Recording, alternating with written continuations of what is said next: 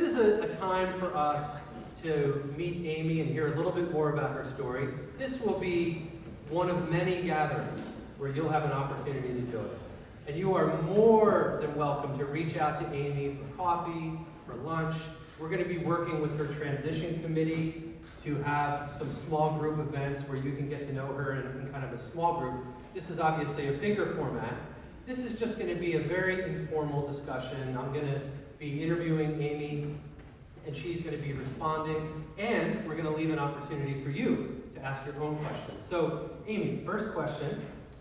Yesterday was your first barn. What was that like for you, and where did you see God amidst all of that beautiful busyness? First response, wow. Is there any other thing to say? And I heard that we hit a record number of sales, a record in sales yesterday, which I picked an amazing day to come because it was so busy and the weather was so beautiful, and I could not believe the amount of care, effort, love that went into it by all of the volunteers. And to answer the second part of that question, where do you see God in the workings of the barn? First of all, it is in the volunteers. The fact that there is so much energy devoted to this outreach, and that all of this money then goes into partner ministries, it is extraordinary. The number of lives that are being affected by the outpouring of your own lives into that ministry is astonishing. It really is.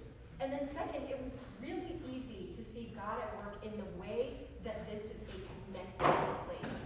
Connecting not just for folks within our parish, but watching all of the neighbors bump into each other, and the surprise and joy, and children finding their classmates. It was so lovely, and that is a rare thing in our world, that there are central spaces where people can just find each other and be known by one another.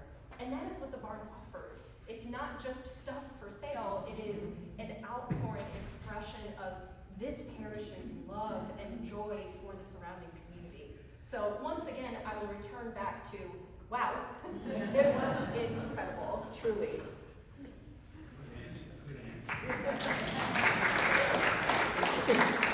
Amy and I are a good team because I would classify myself as a high-functioning introvert. I can do this with big crowds, but I'll go home later and need a nap.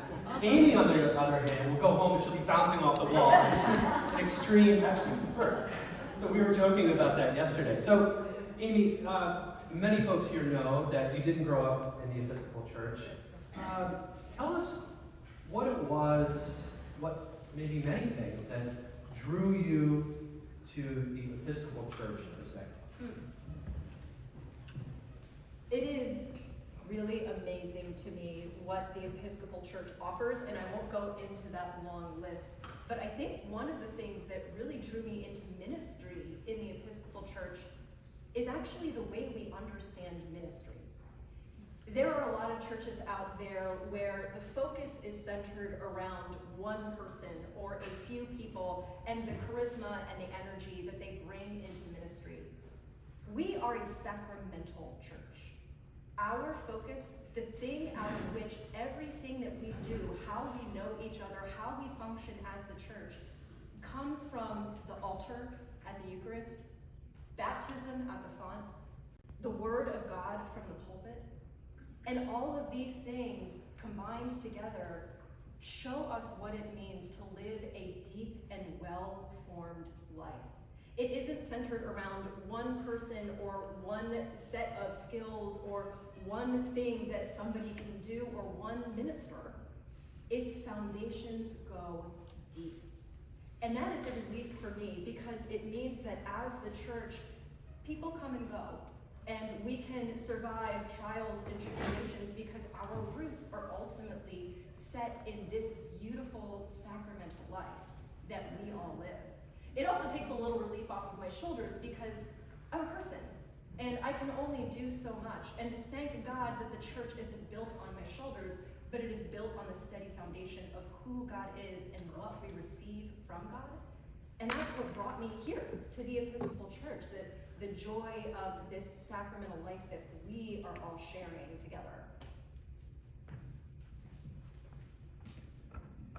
Amy, what are some of the things that you hope to learn about this community in your first few months? I'm sure your first couple of weeks have been very quiet and peaceful. Not too much going on. But what, given the many things happening here in this vital place, what are some things that you really want to focus on learning in your early time? What I want to learn more than any other thing are you. It's your gifts. It's your talents. What God has poured into you to bring to the church. Again, we are not a church alone. We're a church together. And we build the church together. And it turns out that not one of us can do that alone, but all of us have to bring our diverse gifts, our talents, our call from God into this space. And the way that I can best learn this community is to learn about you. What God has placed on your heart. What you are dreaming of, what you are hoping for. This is what I really want to focus on. And this is what I want to learn. It is perhaps my best spiritual gift to encourage, if this will shock you. I'm a little bit of a cheerleader, right? I want to encourage you. I want to lift you up. I want to help you discern your gifts and then find a place for them in the church. And so I want to learn about you. I want to hear from you, and I want to walk with you over these first few months, because it is with you that together we continue the incredible work that is already at play here at St. Thomas. I'm thinking about the power of encouragement.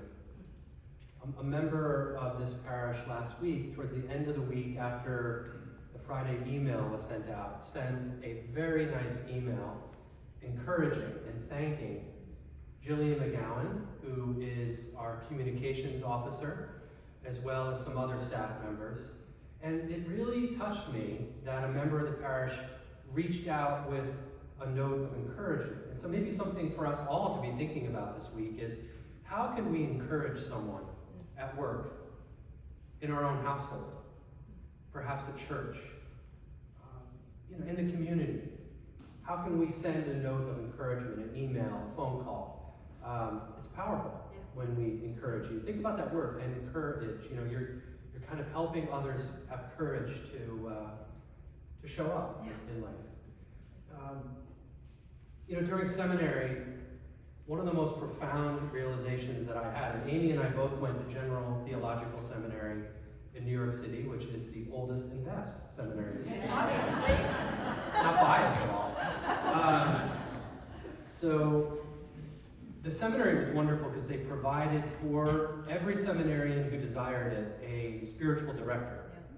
They would bring in this case, they would bring in monks from Holy Cross Monastery in West Park, New York. Some of you are probably familiar with Holy Cross Monastery. It's on the banks of not the banks, it's really the palisade of the Hudson River, across from, I think it's Poughkeepsie, where FDR's, the library and the house and all that fun stuff. So anyway, Douglas Brown was what is called the monk, or the prior of the monastery. And it was Douglas who was my spiritual director, and he would come down maybe once a month. And he helped me to understand the power of Benedictine spirituality, because it's a Benedictine monastery. And I had really never heard of or knew the importance of St. Benedict before meeting Douglas. And what Douglas helped me to see is that when I did the dishes, or when I was hanging out with my sons on the playground at seminary, it was just as important, just as holy as my time in the chapel, or in the classroom, or friendships with other classmates. All of it was holy. I have to be honest to say that I kind of said church over here, life over here, and what Douglas helped me to see is there are no compartments. God wants it all. So Amy is a big Benedictine. Yes. And so, Amy, tell us about the power of Benedictine spirituality in your own life experience. This is, to be fair, probably an entire separate forum that I would love to teach, so I will try and keep it short. But like Dave said, Benedict, or Benedictine spirituality, was founded by Benedict. He was a 6th century monk, and he had this idea. His idea was that he wanted to gather like-minded Christians who would devote themselves to living faithfully with one another. And he thought, how do we do that well? He came up with what's called the Rule of St. Benedict. And it is a guideline for living faithfully and well together. It's a guideline for what it means to live into a pattern of work, of play, of prayer, of rest, in a way that allows for the community to truly encourage one another, to see one another's gifts, and to flourish. It's a beautiful thing, and it has survived to today. And in fact, it has deep roots in Anglican and Episcopal spirituality. What's really important to me is that Benedict has a lot to say about leadership in the church and leadership in communities. And while there are many I could choose from, 2 that I think are really important, that inform the way that I function as a leader within a community, are stability and humility. These are core tenets for Benedict, for anybody who is leading a community. In stability, you have this idea that a community only flourishes when it is well-watered, deeply rooted, and stable. A tree that is uprooted over and over again and moved over and over again doesn't generally do well. And so in stability, a leader always means to show up with their feet planted. To see that a community is not a 5-year, a 10-year, a 20-year, a 100-year thing, that it is an eternal thing. That what we are doing here is we are envisioning and repeating what God is and who God is as the Trinity. In this stability, it means that I root myself in prayer every single day for every single one of you. It means that I pray consistently and constantly for the church. It means that I live a life of consistent spiritual discipline so that I can show up and be truly grounded for a community that would like to be truly rooted. The other is humility. This was very important to Benedict as well, and I think it's really important for any leader to show up with a deep sense of humility. I am not an expert in St. Thomas. You are. So many of you have been here for so long. You know the inner life of this parish in a way that I don't.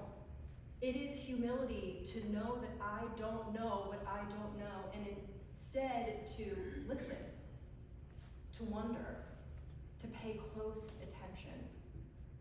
That is a really important value of mine, and these 2 values really form the cornerstone of how I engage and encounter any community that I'm serving.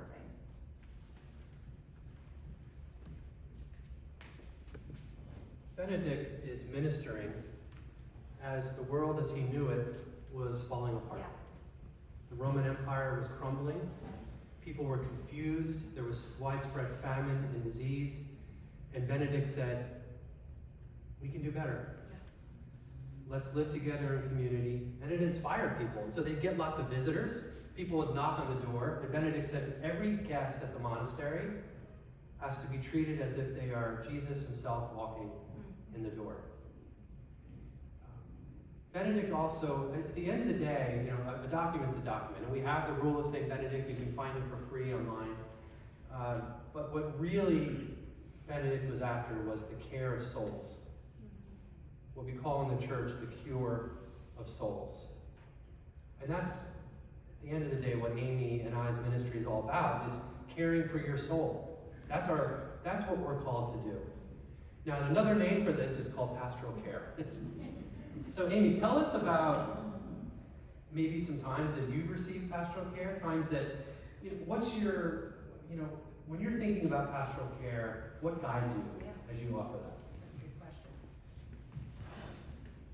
First, it is really important to note that pastoral care is not a series of cliches about the spiritual life. Pastoral care isn't some finger-wagging advice giving. Pastoral care, good pastoral care, is deeply rooted in listening. I often say that I think one of God's favorite words to hear from us is help. God so desires to meet us when we ask for help. God longs to meet us in our wonderings, our sufferings, our frustrations. And so in pastoral care, good pastoral care, what happens is that there is space made to meet with God. When I give pastoral care and when I have received really excellent pastoral care, there's a lot of quiet. There's a lot of listening. Sure, I might be able to add a thing or two, something that might be helpful, but in the end, it is God who cures, God who saves, God who ultimately makes us transformed and new people. And that's really what I desire in pastoral care, is to simply make the room so that we can hear and listen to God. And that is hard to do, by the way, when you're in the middle of what feels like a flaming disaster. But that is what good pastoral care does, is in the middle of the flaming disaster, it makes a little bit of room, a quiet spot, a safe place where you can ask those really challenging questions, and we can listen, hear what God has to say.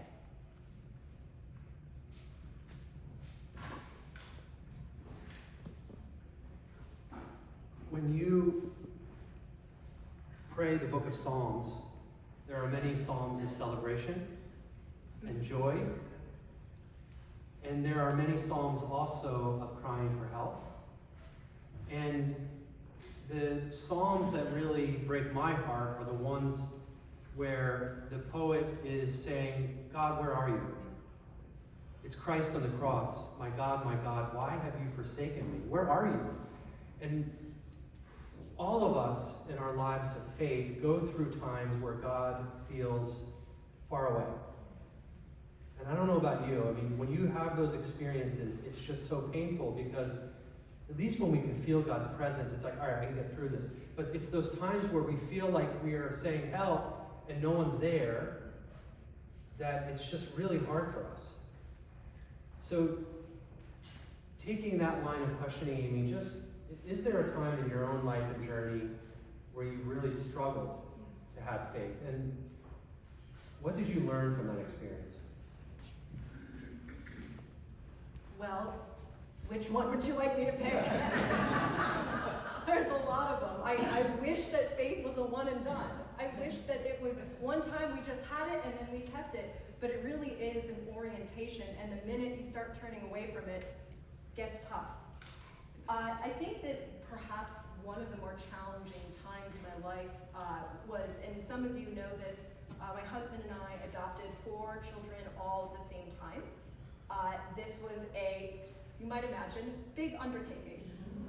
In the midst of that, I'll use another term, flaming disaster, it felt like, in the midst of the chaos, the exhaustion, the daily grind of becoming an instant mother to 4 girls, it felt like God was so far away. I was wondering when the help would come, and it felt like it didn't, and I was wondering when it would get easier, and it didn't.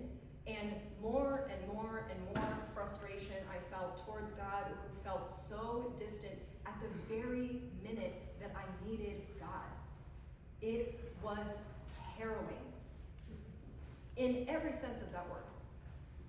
Because the word harrowing doesn't just refer to us being, going through a really challenging, awful time. The word harrowing actually has another meaning. It's the process by which farmers pretty violently sometimes overturn a field to get it ready for planting. And this whole time that I felt so distant from God, that I literally felt churned under by the power of this thing that had happened in my life, God was preparing a field. I wish I had known at the time that that was true. But a few years later, I could turn back and see what was happening. That this harrowing that I was going through had something really beautiful and precious at the end of it, which was this beautiful fertile field, this place where something good can grow. And out of that, I learned to be a more flexible person, as 4 teenagers will make you be. And I learned to take the punches as they came and roll with the wind as it blew, and all of these things. Suddenly, I could feel a pressure relieve. I could feel free. And there was something so good about that. And again, I wish I had known that at the time, but what I learned is that faith in God really does involve faith, especially when the field is dark and you feel like you're being buried 6 feet under. But there's something good to come. And I'm so grateful for that experience now, but I'll tell you what, it was hard at the time. And my daughters still fondly look back at those moments and sometimes laugh about it, and sometimes I can laugh about it too. But for the most part, things are now so beautiful and good, and so grateful, truly. Adopting 4 daughters is a big deal. Yeah, it is. In the church, we use this word a lot. It's called discernment. And I mean, there's so many different ways we can define discernment. I think it's when we get a sharper focus on something through prayer and listening and community. It is through supporting each other and kind of bouncing ideas off of each other in Christian community where we begin to get a sense of what God is calling us to do. If you will, Amy, as you feel comfortable, share a little bit what brought you and Justin to that decision to adopt 4 daughters. Tell us a little about your professional background that might have shaped that as well prior to ordained ministry. Yes. Yeah, so interestingly enough, I served in what's actually in Ambler, before it was shut down, St. Mary's Center for Children and Youth. This was a place where young people, usually ages 10 to 15 or sometimes 18, would go if they were in the foster system but too unwell, either physically or emotionally, to be adopted or even foster. And so it was a place truly packed full of children who were desperately longing to have a home. And I will never forget what I heard over and over and over again, which was simply this. These children would say, I just wish that I had a place to go home to for Thanksgiving, and even if I almost never saw her, I wish I had someone to call Mom. And that is hard to leave behind, friends. It stuck with me. It stuck in my heart. It's that seed, right? Planted in fertile ground. Something happened later on where my husband and we were talking about the possibility of having children. We went back and forth about, do we want to adopt? Are we thinking about having our own children? And at some point, we both came to this powerful recognition that we were called. We were called to bring someone else's child into our own home. And so we went through all of the steps, all of the rigmarole of having to go through foster care. If you've ever done this, it's a whole process. People come into your house once a month and they look it all over, and you have to go through these inspections. And one month, during one of these inspections, the social worker said, no one says yes. I know you can't say yes, but maybe you can say as a part of this, we have these 4 girls. We're about to split them up. Could you take 2? And I just knew. It was a God moment.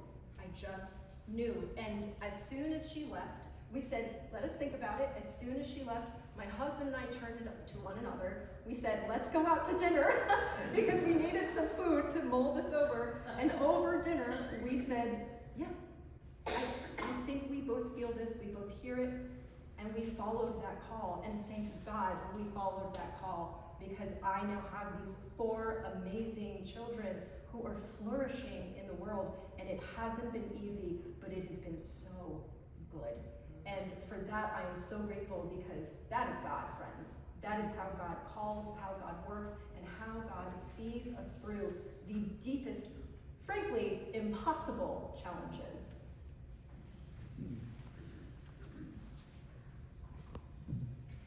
All right, I'm going to lighten it up a little here. One of the things that I love about Amy is she grew up in Jersey. As did I. So this is off script, but Amy, we're just going to go with it. Amy, what is the best part about growing up in New Jersey? You know, I like that the folks up there are going to tell you exactly how they feel about you. It's a beautiful gift. You will never have to guess how somebody is talking about you behind their back, because they'll just say it to your face. And it's frankly a relief. I love that. And I have to add the bagels. Amen to that. So I want to ask one more question, and then I want to give you an opportunity to ask your questions of Amy, okay? So Amy, your responsibilities here at St. Thomas include, but are not limited to, worship. So Amy will be overseeing our worship teams, acolytes and readers, and all of the many folks that make worship go here. She also will be overseeing children, youth, and family ministry. So Amy, in just thinking about your background and your gifts, you know, what are your early aspirations for children, youth, and family ministries? How do you think God has prepared you for this ministry, and what insights do you bring to the table? In terms of being prepared for this ministry, I'm so grateful. It's funny how God works and kind of weaves things together within our lives. My background is as a therapist, first and foremost, and specifically I focused on pastoral therapy and trauma therapy with families, youth, and children. And so I have a deep-rooted sense of what it means to come alongside families in good and in hard. As well, I have served in various churches as youth minister. I have served as a consultant for large and small organizations around youth ministry. I've worked in seminaries, teaching seminarians around creating welcoming spaces for youth, particularly neurodiversity within the youth population. And so there's a lot of these pieces that have come together, and now I get to express them all here at St. Thomas, which is so exciting. As for what some of my early aspirations are, I do want to call something out which is really extraordinary. What's already happening? There is a lot of good that is happening with children, youth, and families already.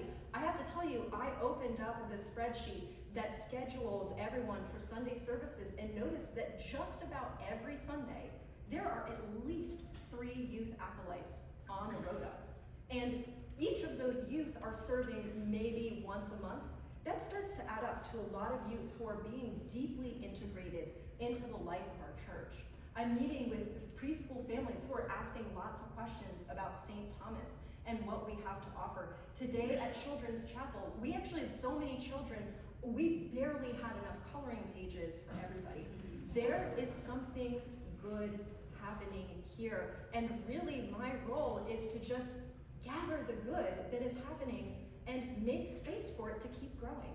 And some of that is, continuing what we're doing, and some of that is calling individuals who feel called to step into these ministries. And so really a big part of what I am doing here in these first few months, it's team building.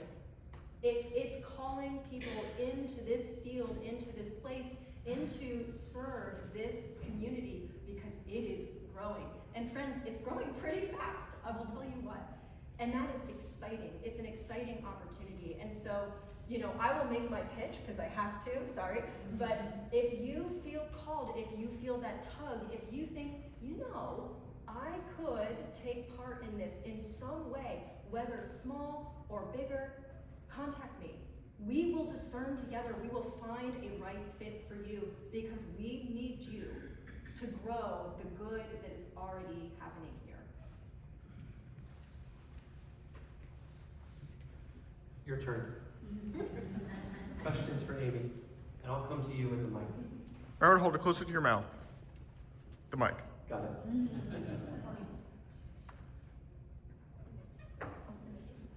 Are all the girls sisters? Yes. Yes? What are these? Yes, so all of my daughters are biological sisters. They are 23, 22, 20, and 16. Yes, there was a period where all of them were teenagers in the same house together. I thought I was gonna die. And there was a lot of slammed doors. We made it. Thanks be to God. You know, Amy's got 4 daughters. I have 4 sons. At the very least, we could do a reality show. Is there another question? Jane, you want to just belt it out? How old were the girls when you adopted them? How old were my daughters was the question that was asked when we brought them on. So the youngest was 3 and the oldest was 12. Wow. And so it was, yes, we've had a journey over these last 11 or so years. Yeah.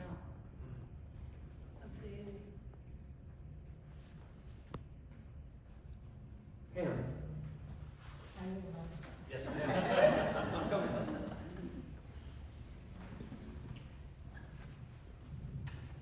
My question is, how did you manage work and home? That is the question for your generation. I'm wondering how you did it. Yeah. Good question.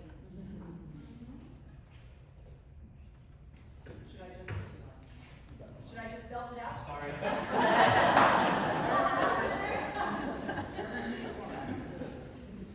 Get my steps. Yeah, that's right. So yes, the question, how did I balance it all? I didn't. I actually am not sure that I think there is an idea out there that is pervasive and maybe not entirely true, that one can have it all. It doesn't, I just saw every woman just go like this. It is true, it is really challenging to have it all. And so really what it took was discernment. Discerning when there were seasons where I would need to step back a little bit more from one thing so that I could attend to the other. I did, when the girls came, I stopped working for almost a full 4 years because there was so much need and attention that needed to be paid in that place. And then, you know, together, my girls and I, we prayed, we listened, we discerned when it was time for me to step back in. And, you know, seminary was a challenge too, to have, my daughters were all home at the time doing seminary and placements and all of this sort of stuff. And again, it was a matter of discernment, learning to let go, knowing that, you know, if I let one assignment slip, it turns out you still pass seminary. And so just knowing how to listen carefully to what the need is and meeting the need that is most called for in that moment. And it's a hard skill to learn, and it's the only way to learn that skill is by making a lot of mistakes. So I made a lot of mistakes, and thanks be to God for grace, truly.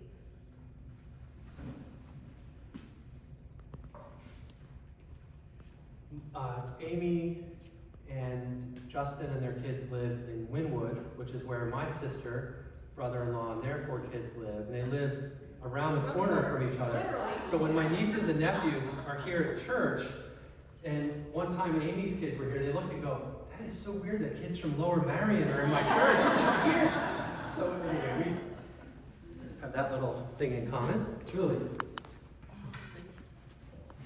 Amy, now I know you and I have talked about these things, and you and Aubrey have talked about these things, but let the others know, for their own edification, how do you take care of you personally? What do you do for you?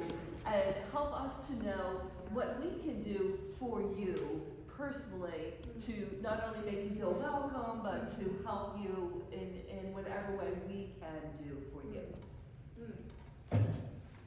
I'll start it off. Energy bars. She'll tell you why. It is true. I actually counted how many was it? I think there was at least 6 protein bars in my bag.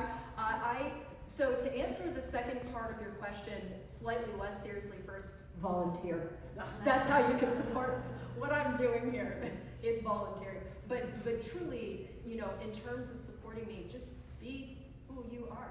Be who you are called to be. That brings me the most joy.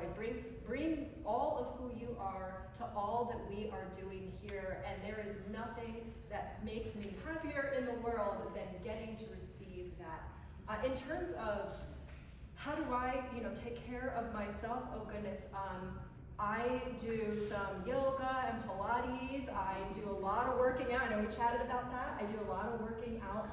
I think that's really fun. Weightlifting is fun to me. I know that's not everybody's cup of tea. I am a classical pianist. And so if you ever stop by the piano up in the church, you may sometimes catch me playing a little bit of Bach or Rachmaninoff, who is another favorite of mine. I have a few other hobbies. I love gardening. I'm really passionate about native plants and heirlooms in particular. I love supporting native pollinator species, and so you will often find me out in my garden. And yeah, I've taken the dog for a walk, reading, playing with my kids, going shopping, all that good stuff.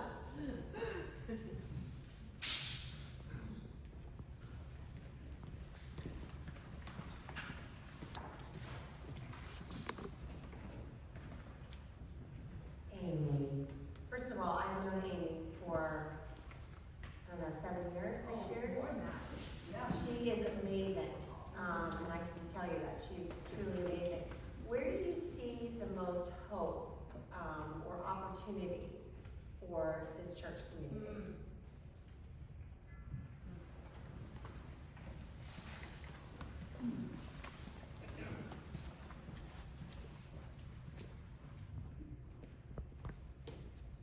It is no secret that this is a community that has been through some stuff. I think that we can all fairly say that. And yet, look at this full room. Look at our Sunday services. Look at the children who are showing up. Look at the dedication of the barn volunteers. Look at every single person who has planted their feet here and says, this is my home. This is where God has called me to be. How much more hopeful can you get than the absolute radiant faith of this community? A community that can see one another and bear one another through challenges that are really difficult. That is extraordinary. It speaks to a depth and a breadth in your lives, in the way that God is working, the way that the Spirit is working in this place. It is why I said yes, because I can see truly and fundamentally God at work in such a powerful way that I will tell you this, I've had newcomers tell me that when they go to church, they can feel the energy, they feel the excitement, they feel the charge in the air, that there is something deeply good. And that's you. That's the work of God through you. That is your faith, your hope, your dreams, your attunement to God's work in this place. There is nothing more hopeful than that. And that is so exciting to me. And gosh, I just feel so honored and privileged to walk aside that. And I feel very humbled by that faith and by that hope and by that orientation toward God's call for this church in you. We have time, thanks Jen for that question. I think we have time for one more. You'll remember last week I promised you that we were going to get a little stricter about when these forums start and when they end. So we are going to end on time today at 12:15ish, but I think we have time for... No ish. There's going to be a buzzer in the back. Roger, just spelled it out.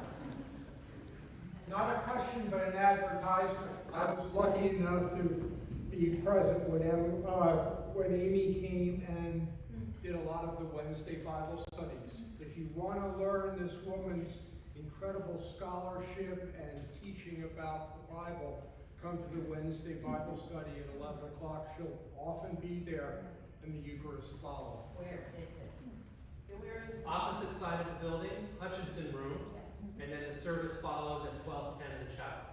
Every Wednesday. Wanted to get that ad in. That's Thanks for that ad. It's a good ad, and it is true. I love the Bible. I'm a real Bible nerd. It is a favorite thing of mine, and so truly, if you ever want to talk scriptures, I'm your gal. Come knock on my door. I will be so ready and raring to go about that. So please do take advantage of that. And you gotta come check out Amy's office. We had such a laugh. Because if you look at my office, it's kind of like, a barrack. And you go to Amy's office and it's like going to the school counselor. You know, there's little Soft pillows. soft pillows and there's throw blankets. Yep. The chocolates, there are fine Chocolate, Italian tea. chocolates. I do have espresso, but you're one more question. Amy, thanks for a wonderful, wonderful forum.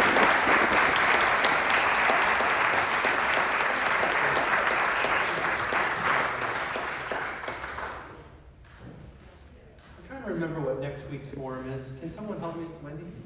Can you? Pam? St. James. Oh, Thank you.